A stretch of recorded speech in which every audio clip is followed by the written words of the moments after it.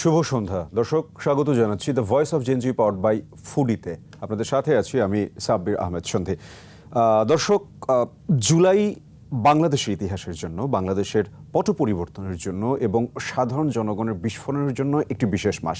2024-এর এই জুলাই মাসে স্বৈরাচার পতনের আন্দোলন হয়েছিল।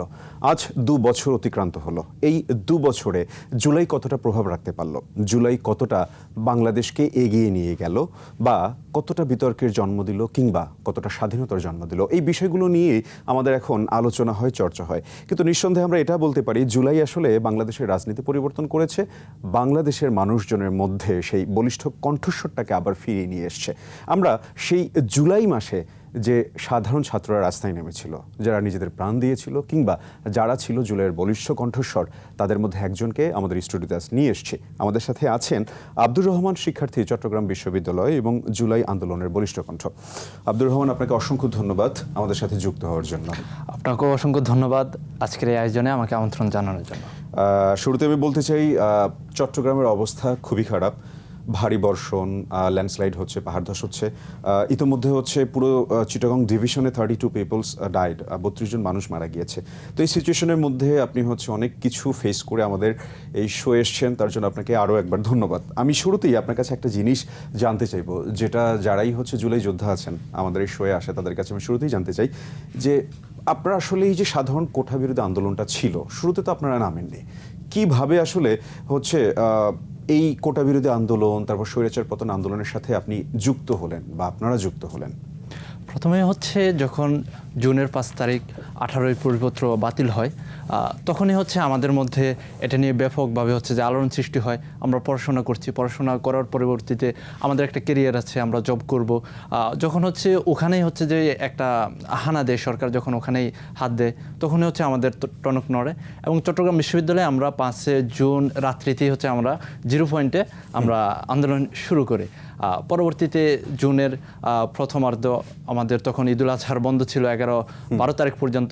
এর আগ সময় আমরা হচ্ছে যে প্রায় প্রতিনিয়ত আমরা চট্টগ্রাম বিশ্ববিদ্যালয়ের শহীদ মিনারে মানববন্ধন করেছি, বিক্ষোভ মিছিল করেছি, এবং হচ্ছে সর্বশেষ 11ই জুন আমরা বিক্ষোভ মিছিল করে আমাদের ঈদুল আজহার পূর্বে যে কর্মসূচি ছিল সেটি অফ করেছি, এবং আমরা আলটিমেটাম দিয়েছি যে 1 জুলাই এর আলটিমেটাম দিয়ে আমাদের আন্দোলন ক্লোজ ছিল। পরবর্তীতে আমরা যখন ঈদুল আজহার বন্ধ শেষ হয়, আমরা আবার ক্যাম্পাসে ফিরি। তখন হচ্ছে আবার আমরা 28 জুনে এসে নিজেরা 1 জুলাইয়ের আন্দোলন নিয়ে আমরা শহীদ বুদ্ধিজীবী চত্বরে আমরা হচ্ছে যে মিটিং করে, এবং ওই মিটিংয়ের মাধ্যমে হচ্ছে আমরা 1 জুলাইয়ের আন্দোলন শুরু করি, এবং হচ্ছে নিয়মতান্ত্রিকভাবে আমাদের জুলাই যাত্রা। এই যে আপনারা হচ্ছে আন্দোলনের সাথে যুক্ত হলেন, নিশ্চয়ই এটা অনেক চ্যালেঞ্জিং ছিল। আমি যদি প্রশাসনিক দিক থেকে বলি, শুরুর দিকে হচ্ছে প্রশাসনিক যে হচ্ছে চাপটা ছিল, প্রেশারটা ছিল, অ্যান্ড দেন জুলাই আন্দোলনে হচ্ছে লিথাল ওয়েপেন ব্যবহার করা হলো, এবং লিথাল ওয়েপেন ব্যবহার করা নিয়ে অনেক ধরনের কিন্তু হচ্ছে আমরা আলোচনা, সমালোচনা, অনেক ধরনের আপনার হচ্ছে যুক্তি শুনতে পাই, আবার অনেক ধরনের আপনার হচ্ছে রিউমার শুনতে পাই। তো সবটা মিলিয়ে আপনার জন্য আসলে হচ্ছে কি কি চ্যালেঞ্জেস ছিল ওই সময়টায় দাঁড়িয়ে?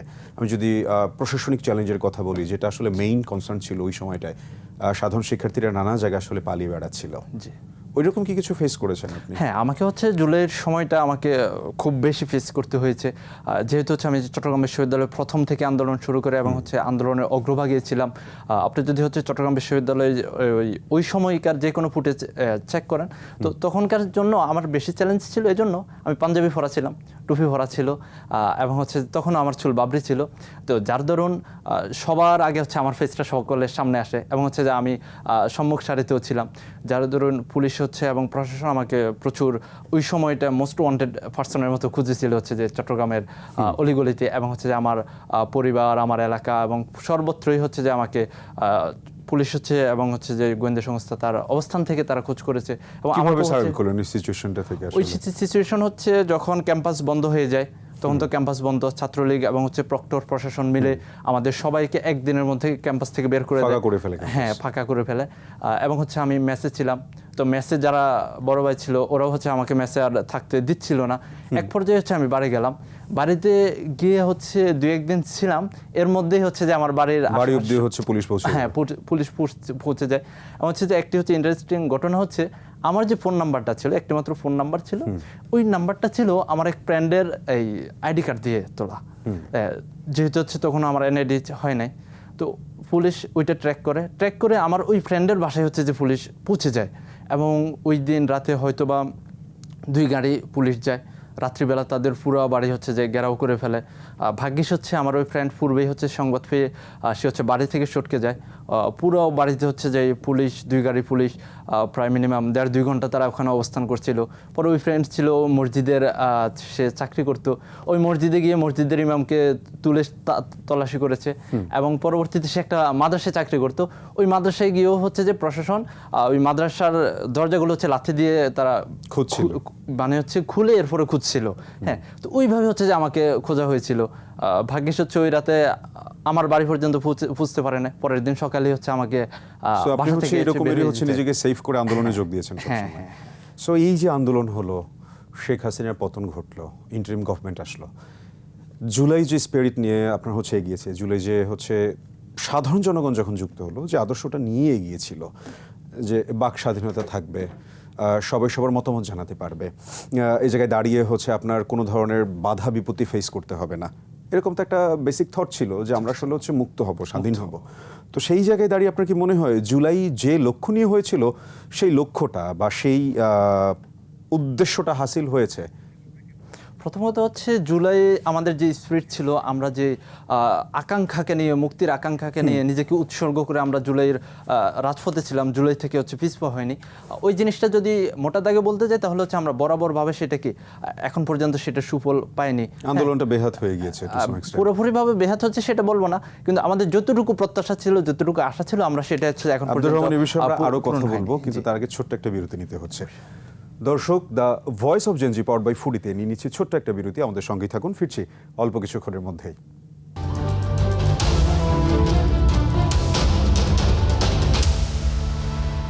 দর্শক, the voice of Gen Z powered by ফুডিতে স্বাগত আরো একবার। আমরা চলে যাচ্ছি আমাদের আলোচনায়। বিরতিতে যাওয়ার আগে আমরা যেমনটা বলছিলাম যে আসলে হচ্ছে জুলাই কি তার দাবি দাওয়াগুলো মেটাতে পেরেছে জনগণের? ওই যে যেটা বললাম যে আমরা যতটা আশা প্রত্যাশা নিয়ে নিজেকে উৎসর্গ করে দিয়েছি, নিজের জীবনকে পর্যন্ত বিলিয়ে দিতে আমরা কখনো কুণ্ঠবোধ করিনি। জানতাম সেখানে গেলে হয়তো বা আর কখনো ফিরবো না। হ্যাঁ, এরপরেও যে আমরা যে প্রত্যাশাটা নিয়ে গিয়েছি সেটা আমরা পুরোপুরি পাইনি। হ্যাঁ, কিন্তু হচ্ছে যে কিছুটা এখনো পেয়েছি, কিন্তু এটা বলতে পারবো না যে আমাদের পুরো প্রত্যাশাটা এখন পর্যন্ত পূরণ হয়েছে। আমি একটা প্রশ্ন আপনাকে করতে চাই। 2024-এর যখন হচ্ছে আপনার অগাস্টে হচ্ছে শেখ হাসিনা হচ্ছে পালালেন, তারপরে হচ্ছে বাংলাদেশে ভয়াবহ একটা দুর্যোগ আসলো এবং টিএসসিতে আপনার হচ্ছে ত্রাণ পাঠানোর জন্য অর্থ তোলা হলো। এখন এই সময় দাঁড়িয়ে চিটাগংয়ে কিন্তু আবার সেই সিচুয়েশনটা এসছে, মানুষ মারা যাচ্ছে, পাহাড় ধস হচ্ছে। আপনার কি মনে হয় এই সময় দাঁড়িয়ে জুলাই যোদ্ধারা যদি হচ্ছে এই ত্রাণ তহবিল সংগ্রহ করতে চায়, আগের মতো কি রেসপন্স পাবে?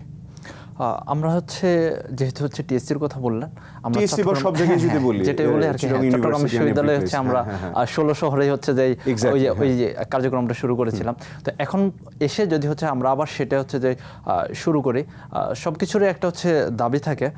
ওই সময়ের দাবি বরাবর সেটা বরাবর ছিল, এখন পর্যন্ত আমরা সেটা রেসপন্স পাবো, কিন্তু ওই সময়ের তুলনায় কিছুটা হচ্ছে এখন কম হতে পারে। আচ্ছা, আমি আবারও যদি জুলাইতে ফিরি, ধরেন আমরা ঢাকার বিভৎসতা, ভয়াবহতা আসলে সবাই জানি, আমরা নারায়ণগঞ্জ জানি, ঢাকার জানি, কিন্তু to some extent Chittagong university বা চিটাগং কেন্দ্রিক এই যে আন্দোলনের ভয়াবহতা বা আমরা যে ক্র্যাকডাউনগুলো আসলে হচ্ছে বিচ্ছিন্নভাবে দেখতে পেয়েছি, এগুলোর মধ্যে কি কোনো জিনিস আছে যেটা আপনি আসলে শেয়ার করতে চান, যাতে হচ্ছে মানুষজন আসলে জানতে পারে যে চিটাগংয়েও এইভাবে অবদানটা রেখেছে বা চিটাগংয়েও এই ধরনের হচ্ছে চ্যালেঞ্জেসগুলো ফেস করেছে? হ্যাঁ, প্রথমত হচ্ছে আন্দোলনের কথা যেহেতু বললাম যে আমরা 5 তারিখ রাত থেকে হচ্ছে আন্দোলন শুরু করি চট্টগ্রাম বিশ্ববিদ্যালয়। পরবর্তীতে যখন আমরা শহরে মুভ করি, আমরা হচ্ছে যে প্রথম পুলিশের ধাওয়া খেয়ে হচ্ছে 10 জুলাই। পরবর্তীতে চট্টগ্রাম বিশ্ববিদ্যালয়ে যখন খুনি হাসিনা শিক্ষার্থীদেরকে রাজাকার আখ্যায়িত করলো, আমরা 14 তারিখ রাতেই 0 পয়েন্টে হচ্ছে যে আমরা বিক্ষোভ মিছিল শুরু করি। তখনই হচ্ছে যে সন্ত্রাসী ছাত্রলীগ আমাদের উপর হামলে পড়ে এবং হচ্ছে আমরা তখন আমাদের ভাইদেরকে দেখেছি খুব আতঙ্কিত হতে এবং অনেকে খুব প্রচণ্ড ইনজুর্ড হয়েছেন। অনেকে হচ্ছে যে ওই দিন লুকিয়ে আমাদের যে কাটাপাহাড় রোডের পাহাড়গুলো আছে ওগুলোতে ঘন্টার পর ঘন্টা বসেছিলেন এই ঝোপঝাড়ের ভিতর। এর পরবর্তীতে আমরা দেখি 16 জুলাই এসে আমাদের শহীদ ওয়াসিম শহীদ হন চট্টগ্রাম নগরে এবং হচ্ছে আমাদের পাশে আমাদের চট্টগ্রাম বিশ্ববিদ্যালয়ের শহীদ হৃদয়চন্দ্র তরুয়া তিনিও হচ্ছে যে সেদিন ইনজুর্ড হন, গুলিবিদ্ধ হন। পরবর্তীতে কয়েকদিন পরে উনিও শাহাদাত বরণ করেন এবং হচ্ছে যে ওই দিন চট্টগ্রামের একজন পথচারী তিনিও শাহাদাত বরণ করেন আমাদের এই বহদ্দার হাট এবং হচ্ছে মুরাদপুর এই এলাকায়। সেটাই তখন একেবারে রণক্ষেত্র ছিল এবং আমাদের অসংখ্য ভাই হচ্ছে যে সেদিন আহত হয়েছিল। পরবর্তীতে আরও বিভিন্ন সময় 4 অগাস্ট এবং হচ্ছে 5 অগাস্ট হচ্ছে আমাদের চট্টগ্রাম নিউ মার্কেট মোড়েও হচ্ছে যে এমন হচ্ছে আমরা ভয়াবহতার শিকার হয়েছি এবং হচ্ছে আমরা যখন নতুন ব্রিজে চট্টগ্রাম নতুন ব্রিজের কর্মসূচি পালন করি সেদিনও হচ্ছে আমরা একেবারে দিশেহারা হয়ে যাই সন্ত্রাসী লীগ এবং হচ্ছে পুলিশের সন্ত্রাসী তাণ্ডবে। এভাবেই হচ্ছে চট্টগ্রাম তার আন্দোলন চালিয়ে যায়। আপনারা এই এখন যদি হচ্ছে আমরা যে সময়টায় দাঁড়িয়ে আছি, এই সময়টায় দাঁড়িয়ে এই জিনিসটা কি কখনো মনে হয়েছে যে আন্দোলন আমরা যখন করেছি তখন তো আসলে এই জিনিসটা বা সাধারণ মানুষজন যে জিনিসটা বলে ইউজুয়ালি যে আমরা তো আসলে বুঝিনি যে মেয়েদের আসলে আন্দোলনে আমরা সম্পৃক্ত করলাম, এখন সেই মেয়েদেরকে এখন হচ্ছে ঘরে রাখার জন্য বা তাদেরকে নানাভাবে হ্যারাসমেন্ট করা হচ্ছে, বা প্রাইভেট ইউনিভার্সিটির যে স্টুডেন্টরা আসলে হচ্ছে অনেক পরিশ্রম করেছে, এই আন্দোলনে যুক্ত ছিল, নিজেদের প্রাণ দিয়েছে। আমি যদি হচ্ছে বলি প্রাইভেট ইউনিভার্সিটি, উনি স্কুলের যে হচ্ছে ছোট্ট বাচ্চাটা ফাইয়াস, সে বছর হয়তো এসএসসি পরীক্ষা দিত, সেই ছেলেটাও হচ্ছে মারা গিয়েছে। তো কোথাও না কোথাও গিয়ে এই আন্দোলনের মানে বেনিফিটেড হলো ঢাকা বিশ্ববিদ্যালয় বা ঢাকা কেন্দ্রিক স্টুডেন্টরা। আবার যদি বলতে চাই যে মেয়েদেরকে একেবারে খুব বাজেভাবে এখন হচ্ছে আপনার উপস্থাপন করা হচ্ছে, আমি যদি এই বিষয়গুলো নিয়ে আপনার সাথে কথা বলি, আপনার কি মনে হয় যে আন্দোলন যখন হয়েছিল তখন তো আসলে কেউ বলেনি যে কেউ যদি হচ্ছে খেলা দেখতে চায় তাহলে সেই খেলা দেখা নিয়ে হচ্ছে এত বাজেভাবে হচ্ছে আপনার মানে অ্যাটাক করা হবে বা বাজেভাবে বলা হবে, বা কেউ যদি গান করে, কেউ যদি সিনেমা দেখে। এখন প্রত্যেকটা জিনিসের একটা রেস্ট্রিকশন আছে। এখন আমরা কি করতে পারি? আমরা পারি আমাদের জায়গা থেকে দাঁড়িয়ে যে হ্যাঁ আমাদের রিলিজিয়াস পয়েন্ট অফ ভিউ থেকে আমরা ভালো করে বোঝাতে পারি। আমরা কিন্তু পারি না যে কাউকে হচ্ছে আপনার খুব নেগেটিভভাবে, বাজেভাবে, তির্যকভাবে কিছু বলতে। কখনো কি আপনাদের মনে হয়েছিল যে দেশে এতটা অস্থিতিশীলতা হবে বা মানুষজন আসলে অন্যায়টাকে হচ্ছে কোনোভাবে জাস্টিফাই করবে, প্রতিবাদ করবে না? আমরা এই জিনিসও দেখতে পাচ্ছি যে জুলাইয়ের সময় যাদের বলিষ্ঠ কণ্ঠস্বর ছিল, যাদের জন্য হচ্ছে মানুষজন রাস্তায় নেমেছিল, তারা এখন সিস্টেমের মধ্যে পড়ে গেছে এবং সিস্টেমেটিক ওয়েতে কথা বলছে। এটা কি ভেবেছিলেন যে এরকম কিছু হতে পারে? না, তখন তো আমরা ভেবেছিলাম আমাদেরকে হচ্ছে মুক্ত হতে হবে, একটি স্বাধীন আমরা হচ্ছে আমাদের জন্মভূমি পাবো, যেখানে হচ্ছে প্রত্যেকেই হচ্ছে তার মতো করে থাকবে এবং হচ্ছে জুলাইতে হচ্ছে আমাদের বোনেদের অনেক অবদান আছে। আমরা যেটা বলেছিলাম টাইগার ফার্স্ট মোড়ে যখন আমরা চট্টগ্রামে নগরীতে প্রথম পুলিশের দ্বারা হচ্ছে যে আক্রান্ত হই, সেদিনও আমরা প্রত্যেকে ব্যারিকেড ভেঙে আমরা প্রত্যেক ছাত্ররা চলে এসেছি। আমার বোনেরা যারা হচ্ছে ব্যানার নিয়েছিল তারা সেখানে পড়ে গেছে, প্রত্যেকটা শিক্ষার্থী, এবং হচ্ছে তারা সেখানে পুলিশের লাঠি চার্জের শিকার হয়েছে। আমাদের আগে কিন্তু আমাদের বোনেরা হচ্ছে যে সেখানে অত্যাচারিত হয়েছে। এবং হচ্ছে আমরা চট্টগ্রাম বিশ্ববিদ্যালয় যে শিক্ষার্থীদের যে হলগুলো আছে সেখানে গিয়েও হচ্ছে আমরা জুলাইয়ের সময় আমরা প্রোগ্রামের আগে পরে ঢাল হয়ে দাঁড়িয়ে, হ্যাঁ আগে পরে এসে সেখানে গিয়ে আমরা হচ্ছে আহ্বান করতাম যে এসো বোন, এসো ভাই, রাজপথ ছাড়ি নেই। আমরা হচ্ছে যে আমাদের ছাত্রীদেরকেও হচ্ছে যে ডাকতাম, তারাও এই আন্দোলনে হচ্ছে যে সাড়া দিয়েছিল। কিন্তু এখন এসে তাদেরকে যেভাবে হচ্ছে যে প্রেমিং করা হচ্ছে, ট্যাগিং করা হচ্ছে, সেটা আসলে আমাদেরও হচ্ছে যে হৃদয়ক্ষরণ হচ্ছে যে এমন পরিস্থিতি, এমন বাংলাদেশ তো হচ্ছে আমরা কামনা করি। এক্স্যাক্টলি ওই জিনিসটাই। একটা ছোট্ট একটা জিনিস না বললেই না, শাহবাগই কিন্তু আসলে হচ্ছে শাহবাগ বলে আমরা যে জায়গাটাই বলি, এই জায়গায় কিন্তু আন্দোলনের সূত্রপাত হয়েছে। সো এখন শাহবাগকে একটা গালি হিসেবে দেখা হয় শাহবাগই, কিন্তু ইনফ্যাক্ট এই আন্দোলনের সূত্রপাতে কিন্তু শাহবাগকে কেন্দ্র করেই হয়েছিল। সো এই জিনিস আসলে পরিবর্তন হবে, এ বিষয়ে আমরা আরও কথা বলবো, কিন্তু তার আগে আবারও একটা ছোট্ট বিরতি নিতে হচ্ছে। দর্শক, the voice of Gen Z powered by ফুডিতে নিয়ে নিচ্ছি আরও একটা ছোট্ট বিরতি। ফিরছে অল্প কিছুক্ষণের মধ্যে, আমাদের সঙ্গেই থাকুন।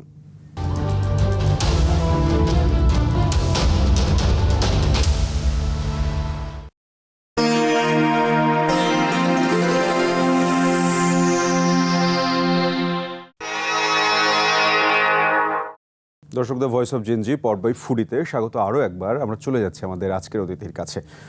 আব্দুর রহমান ভাই, একটা বিষয় নিয়ে বর্তমান সময় বেশ কথা হচ্ছে।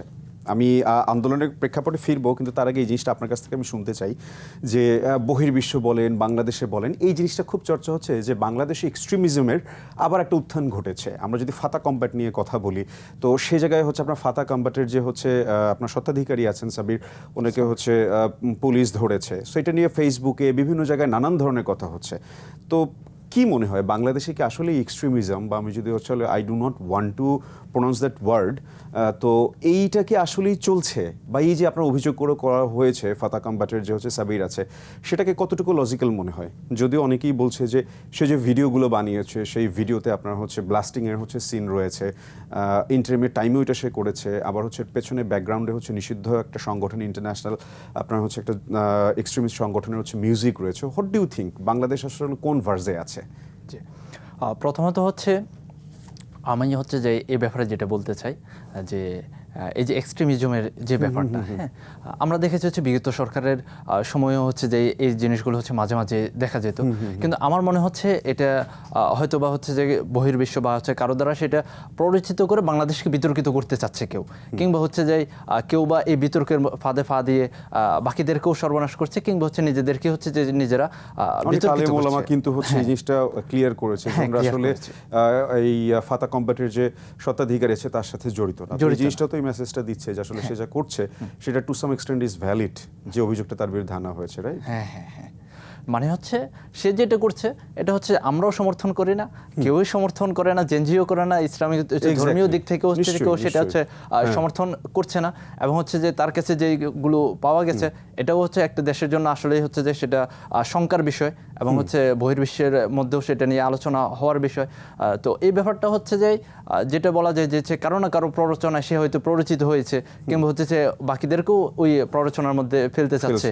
ওইটাই জেনজি যারা আছে বা আপনারা যারা জুলাই যোদ্ধা আছেন, আপনারা কি হচ্ছে এমন কোনো ধরনের কিছু করতে পারেন যে জিনিসটা আমার মাথায় সবসময় ঘুরে বেড়ায়, যে এই যে সমাজে নৈতিক মূল্যবোধের যে অবক্ষয়টা ঘটছে, বা আমি যদি রিসেন্ট টাইমে বলি যে ঢাকা ইউনিভার্সিটিতে এক স্টুডেন্ট সে হচ্ছে আপনার পবিত্র কোরআন শরীফের হচ্ছে একটা জামাত ইসলামের হচ্ছে কোনো একটা version, if I am not wrong, সেটা সে পড়াতে গিয়েছিল এবং তারপর সে বলেছিল যে আমি শিবির করি or something, I don't know what that is by is it true. তো এই যে আপনার হচ্ছে নৈতিক মানবিক অবক্ষয়, আপনার হচ্ছে মাদ্রাসার কথা যদি বলি, বলাৎকার মাদ্রাসায় বেড়ে গিয়েছে, বা হচ্ছে মসজিদে অনেক ধরনের কাহিনী ঘটছে, কিংবা আমি যদি হচ্ছে সাধারণ জনগণের কথা বলি, আপনি দেখবেন হরহামেশা নানা জায়গায় রেপের পরিমাণ বেড়ে গিয়েছে ছোট ছোট বাচ্চাদের।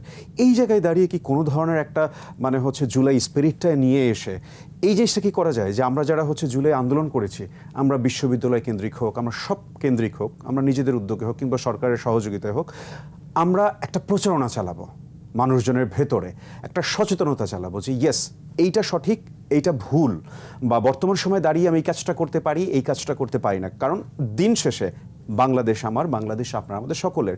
সো বাংলাদেশকে তো আমাদের এগিয়ে নিয়ে যেতে হবে। আপনি দেখবেন যে বাংলাদেশের সিচুয়েশন এখন হচ্ছে বহির্বিশ্বের কাছে কিন্তু খুব একটা পজিটিভ জায়গায় নাই। তো কি মনে হয় এরকম কিছু করা পসিবল?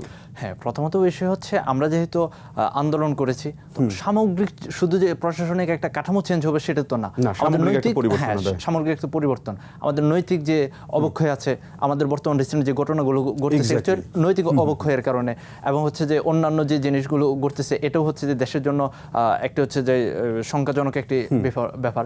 তো এই জায়গায় এসে আমরা প্রশাসনিক কাঠামোটা যেভাবে হচ্ছে চেঞ্জ করেছি এবং হচ্ছে একটা ফিজিক্সকে তাড়িয়ে দিয়েছি, আমরা হচ্ছে এই জায়গায় হচ্ছে নৈতিক জায়গায় যদি হচ্ছে আমরা জোর দেই এবং হচ্ছে বলিয়ান হয়ে নিজেরা যদি আবার হচ্ছে যে সবাইকে সচেতন করতে পারি, আমরা যেভাবে প্রশাসনিক কাঠামোকে চেঞ্জ করার জন্য পুরো বাংলাদেশকে একসাথ করে ফেলেছি, ছাত্র জনতা কৃষক শ্রমিক সবাই আমাদের এখানে এসে একীভূত হয়ে গিয়েছে এই আন্দোলনে, ঠিক তদ্রূপ আমরা যদি হচ্ছে আবার নিজেদেরকে তৈরি করে আবার সে হচ্ছে নৈতিক মূল্যবোধ তৈরির জন্য বিভিন্ন হচ্ছে পদক্ষেপ নেই এবং হচ্ছে সকল পেশা শ্রেণীর মানুষকে যদি একসাথ করতে পারে, আশা করি হচ্ছে যে আমাদের বহির্বিশ্বের যে ইমেজটা সেটাও ভালো হবে। সবার আগে যে বাংলাদেশ যে স্লোগানটা আমরা বর্তমানে দেখতে পাচ্ছি, আমরা আসলে কেউ হচ্ছে দিল্লিপন্থী হই, কেউ আসলে হচ্ছে আপনার ওই পিন্ডি বা লাহোরপন্থী হই, কেউ আবার হচ্ছে আমেরিকাপন্থী হই। সো সেই জায়গায় দাঁড়িয়ে আমরা অনেক ধরনেরই থিওরি শুনি। সো এই যে জিনিসগুলো আছে এই জিনিসগুলো থেকে আসলে বের হতে পারবো আশা করি। কেউ আসলে হচ্ছে ওই ভারতপন্থী হবে না, কেউ আসলে পাকিস্তানপন্থী হবে না, কেউ আসলে মার্কিন যুক্তরাষ্ট্রপন্থী হবে না, বাংলাদেশপন্থী হওয়া সবার আগে দরকার। এবং আমি আশা করি আপনারা যারা আন্দোলন করেছেন আপনারা এই বিষয়টা নিয়ে আসলে স্ট্রং হোল্ড তৈরি করবেন। আমি একেবারে শেষ মোমেন্টে এসে আপনার কাছে একটা জিনিস জানতে চাই, সেটা হচ্ছে যখন 2024-এর জুলাইয়ের ওই সময়টায় ইন্টারনেট বন্ধ হয়ে গেল, হ্যাঁ, সো তখন আসলে আপনারা সেন্ট্রালি কিভাবে কানেক্টেড হয়েছিলেন, কিভাবে যোগাযোগ করতেন, তারপর হচ্ছে এই আন্দোলনের দিক নির্দেশনাগুলো কিভাবে পেতেন? হ্যাঁ, এখানে হচ্ছে আমাদের প্রথম যে জিনিসটা আমরা লক্ষ্য করব চট্টগ্রাম বিশ্ববিদ্যালয়ের ক্ষেত্রে, সেটা হচ্ছে যে ঢাকা থেকে কেউ আমাদেরকে কল করেছে তারপরে আমরা আন্দোলনে নেমেছি, ব্যাপারটা তেমন ছিল না। ব্যাপারটা ছিল আমরা দেখেছি আমাদের হচ্ছে যে অধিকারের বিষয়টা এখানে প্রশ্নবিদ্ধ হচ্ছে, আমার দেশের তরুণ সমাজের অধিকার সেখানে হারাচ্ছে। ওই জায়গা থেকে আমরা 5 তারিখ ঘোষণা আছে, আমরা রাতেই হচ্ছে নেমে গিয়েছি এবং হচ্ছে জুনের যে কর্মসূচিগুলো আমরা পালন করেছি সেই ছাত্রলীগ এবং প্রশাসনের হচ্ছে যে রক্তচক্ষু উপেক্ষা করে, সেখানেও হচ্ছে যে কারো ঢাকা থেকে কারো নির্দেশনা ছিল, ব্যাপারটা এমন কিন্তু না। ওই যে মেটিকুলাস ডিজাইন বা একটা হ্যাঁ। যে হচ্ছে একটা যে পার্সনের কথা আমরা শুনেছি যেটা মেটিকুলাস ডিজাইনের অংশ ছিল, এই মাস্টারমাইন্ড ছিল, ব্যাপারটা আসলে এরকমের ছিল ওরকম না। না, আমরা আমাদের নৈতিক জায়গা থেকে নেমেছি, মানুষজন নৈতিক জায়গা থেকে এসেছে। Exactly. ব্যাপারটা এটা ছিল না যে একটা সংগঠন দাঁড়াইছে, একটা ব্যক্তি একটা দাঁড়াইছে, পক্ষ তাকে আসলে এই দেখে হচ্ছে আন্দোলনের হচ্ছে স্ট্রং হোল্ডার হ্যাঁ, ছিল হ্যাঁ, না। মানে ওই ব্যক্তির বয়ান শুনে সবাই নামছে, ব্যাপারটা তো ওইটা ছিল না। তো যার দরুন হচ্ছে পরবর্তীতে আমাদের কর্মসূচিগুলো হচ্ছে ওইভাবেই চলছিল, কিন্তু হচ্ছে যেহেতু ঐক্যবদ্ধ একটা শক্তির প্রয়োজন হয়, পরবর্তীতে ঢাকা আমাদের সাথে যোগাযোগ করে, আমরাও ঢাকার সাথে যোগাযোগ করে। আব্দুর রহমান, হ্যাঁ। আপনাকে অসংখ্য ধন্যবাদ যুক্ত হওয়ার জন্য। আমি আসলেই হ্যাপি যে আপনি আসতে পেরেছেন এত হ্যাসেলের মধ্য থেকে। আশা করি বাংলাদেশ যে স্বপ্নটা নিয়ে বাংলাদেশের স্বাধীনতা হলো, যে স্বপ্নটা নিয়ে আসলে জুলাই হলো, এই জিনিসগুলো আসলে হচ্ছে বাস্তবে রূপ নিক। জুলাই এবং মুক্তিযুদ্ধকে সামনাসামনি না আসুক, মুক্তিযোদ্ধারা সম্মান পাক, জুলাই যোদ্ধারাও সম্মান পাক। আপনাকে অসংখ্য ধন্যবাদ আমাদের সাথে যুক্ত হওয়ার জন্য। আশা করি আপনার সাথে আবারও দেখা হবে। 21 টেলিভিশন পরিবারকেও ধন্যবাদ আজকের আয়োজন করার জন্য। দর্শক, the voice of Gen Z powered by ফুডিতে আজ আমাদের সাথে যুক্ত ছিলেন আব্দুর রহমান, জুলাইয়ের বলিষ্ঠ কণ্ঠস্বর এবং চট্টগ্রাম বিশ্ববিদ্যালয়ের একজন শিক্ষার্থী। প্রতি শনিবার রাত 8টায় the voice of Gen Z powered by Foodie অনুষ্ঠিত হয়, সম্প্রচারিত হয় সরাসরি 21 টেলিভিশনের পর্দায়। আমরা নানা বিষয় নিয়ে কথা বলি, দেশ নিয়ে, রাজনীতি নিয়ে, তরুণদের চিন্তাভাবনা, উদ্ভাবন, তরুণ কেন্দ্রিক এই শো। আপনারা আপনাদের মতামত জানাতে আমাদের সোশ্যাল সাইট অথবা ইমেল অ্যাড্রেসে যোগাযোগ করতে পারেন। আগামী শনিবার আবারও রাত 8টায় দেখা হচ্ছে আপনাদের সাথে। ততক্ষণ অবধি নিজে ভালো থাকুন, অন্যকে ভালো রাখুন এবং দেশকে ভালোবাসুন।